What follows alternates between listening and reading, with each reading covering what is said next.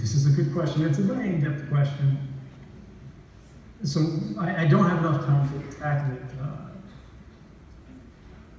at the length that it really deserves. But we're at a fork in the road of our future, where on one side we head towards a quantified state, where individuals have no meaningful right to privacy. According to law, according to that ink on the page, maybe it's there, but nobody's defending it, nobody's enforcing it, the courts are not respected. This is unfortunately very close to where we are today in one of the larger contexts of surveillance. There are two broad types of data that are being collected about individuals everywhere.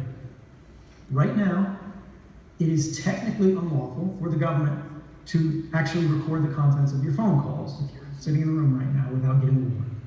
They cannot read your emails without getting a warrant. They can't get your Facebook messages without a warrant. As long as you're a US person, you're a foreign national, that doesn't apply. But that's only the actual details from the call.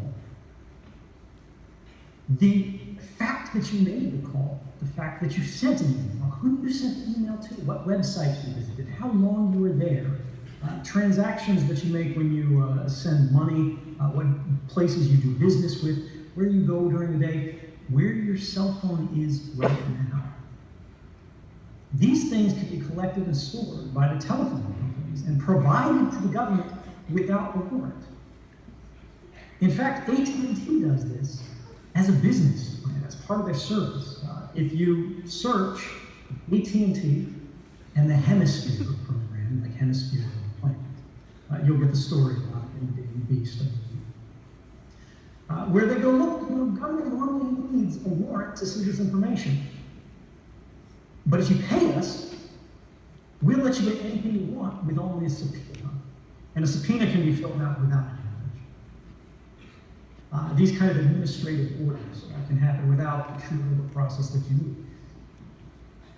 But this is only possible because of that larger origin of danger, the sort of original sin that created this vulnerability, which is that in order for this data to be available, for the private record of all of your activities to exist, it has to be collected and saved in the first place. The fact that telecommunications service providers, internet service providers, every company that makes, even a Scrabble app that's intended for you to use with your friend on your phone is storing and collecting this data. They're not protecting this data. There are no meaningful legal protections for this data at the top level.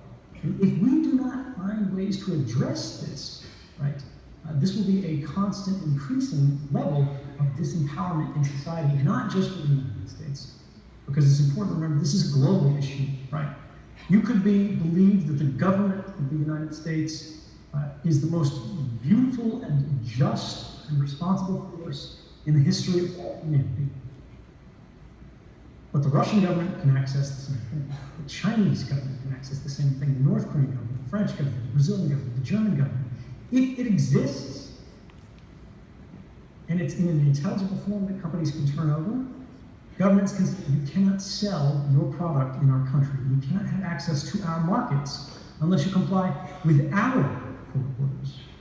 Our court orders that are issued under very different laws.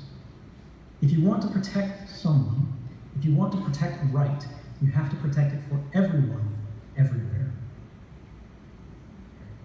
Okay, changing course a little bit, this next question comes from Zach. What are your thoughts on the Snowden movie and how accurately does it portray the events that transpired? Can you comment specifically on the Rubik's Cube scene? It's a little bit of a spoiler for those who haven't seen the film. There's a documentary, Citizen 4, which is of course hard to fake because it's the actual footage in the movie, so it's perfectly accurate. The Snowden film, which is a drama made by Oliver Stone, is actually surprisingly accurate for a drama. Normally they take far more liberties than they did. There are liberties that are taken, like my coworkers and colleagues in the film are composites, and some of them are even made up dramatic license and things like that. But the core of the actual programs and policies, how it all works, how it all fits together, is quite accurate. In fact, so accurate that it's made the NSA mad and launched a PR campaign to try to get people to not see the film. The Rubik's Cube scene, I have to be careful on because I'm actually still under investigation, and it's very likely that one day I'll still end up in a courtroom, which I'm fine with. I signed up for this knowing what the risks were. But what I can tell you is this. Before I left Hawaii, I bought Rubik's Cubes as gifts for every one of my office mates. So the guards for this facility saw Rubik's Cubes coming and going out of the NSA facility every day. I don't have to leave it there.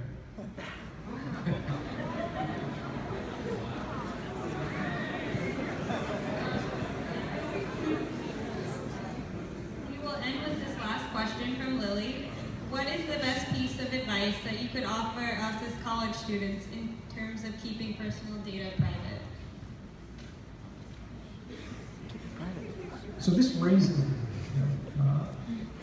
of starting a kind of arms race where you start to unilaterally install tools, adapt methods, change the way you go about your life to try to reclaim some of your privacy. And this is a valuable thing, right? It's an important thing. And if you want information on that, just search for my name and sort of privacy guide on the internet. You'll find a lot of them have a lot of different options there. But I don't want to encourage this as the solution to action, because this is an arms race you can't win. I believe in an America. I believe in a world where people don't have to think about what it's going to look like in a database when they pick up a phone and dial their girlfriend, their wife, their mother, their father, their brother, whatever, the store.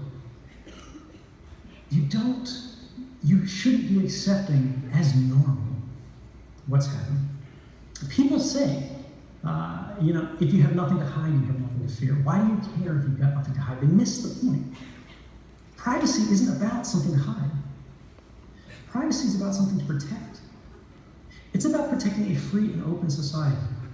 Privacy is the foundation of all of your other rights. Freedom of speech derives its value from you being able to try out new ideas without the prejudice of the crowd, amongst trusted friends, amongst colleagues, amongst peers, in your class, without having a bad idea or an unconsidered, incautious, offensive remark following you for the rest of your life. Freedom of religion doesn't mean that much if you can't decide for yourself what you really believe without the outside eyes of these institutions and these communities judging you. If you look at it from the economic angle, private property is what allows you to have something for you rather than belonging to society as a whole. These ideas are encoded in our language, and somehow we have forgotten this basic element of truth. Privacy is the right to the self. Privacy is the right to the free mind. And to say, I don't care about privacy because I have nothing to say is no different than saying, I don't care about privacy because I have nothing to hide. Is no different than saying, I don't care about free speech because I have nothing to say. It's about saying, I don't care about censorship because I don't have something to say, or I have nothing to say. Privacy is not just for you. Privacy is not for the powerful. Privacy is not for politicians. Privacy is not for people who can champion and defend their own rights. Privacy is for the weak. Privacy is for the different. Privacy is the people who stand out. Privacy is for the minority. Privacy is for the vulnerable. Privacy is for everyone when they are beginning. We used to say in this country that we had private citizens and public officials. And I believe that should always be the case. I believe that we should know much about the activities of the government and what our elected officials are doing. And at the same time, they should know relatively little about what we're doing unless we've broken a law, unless we represent some threat, unless they can go to a judge and show probable cause that the law should stop defending our rights. If we lose that, if we let our Constitution, if we let our tradition, if we let that idea that John Adams was talking about in 1760, before the Revolution, that when we let governments see everything about everyone all the time, what we're doing is we're saying we're no longer partner to government. We are no longer citizens. We are subjects. And that is an idea that I think is fundamentally un-American, and I believe that we should always use. Okay, we actually have just a few more minutes, so we'll do one more real quick. What are your thoughts about the recent presidential election, and what does a Trump presidency mean for your future in the United States and the possibility of a presidential pardon? I don't care what it means for me. I think everybody sees it's relatively unlikely that he's going to pardon me. He's called for me to be executed before. His chief of the CIA, the director of the CIA, says I should be executed. They use me as the face of dissidents that they think should go away. So probably not so good.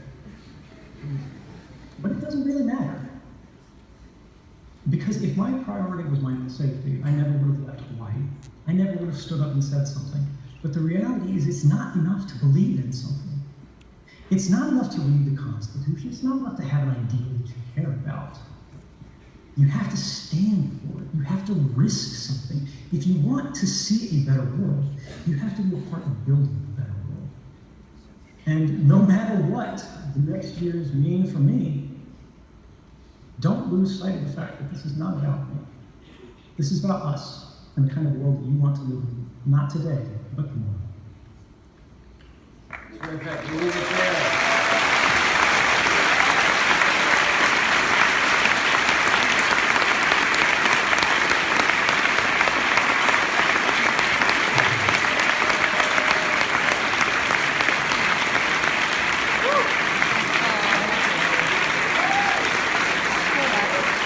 Thank you very much. Ladies and gentlemen, Edward Snowden, thank you very much.